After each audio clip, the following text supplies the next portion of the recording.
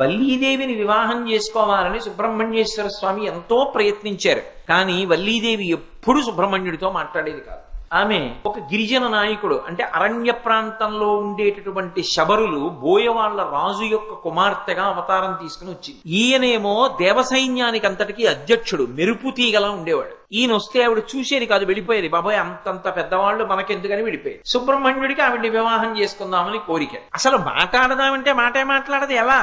అన్నయ్యని అడిగాడు. అన్నయ్య ఎలా అన్నయ్య, అసలు నాతో మాట్లాడదు, వల్లీదేవిని వివాహం చేసుకోవాలనుకుంటున్నాను అన్నయ్య అన్నాడు. విఘ్నేశ్వరుడు ఆలోచించి అన్నాడు, నీ కోరిక తీరేటట్టుగా నేను చేస్తాను, నన్ను పూజ చెయ్యాలి. ఒక్క నమస్కారం చేశాడు అన్నయ్యకి, ప్రదక్షిణం చేసి. నేనున్నాను కదరా, నువ్వు వృద్ధ బ్రాహ్మణ రూపంలో వెళ్ళక్కడ నించో అన్నాడు.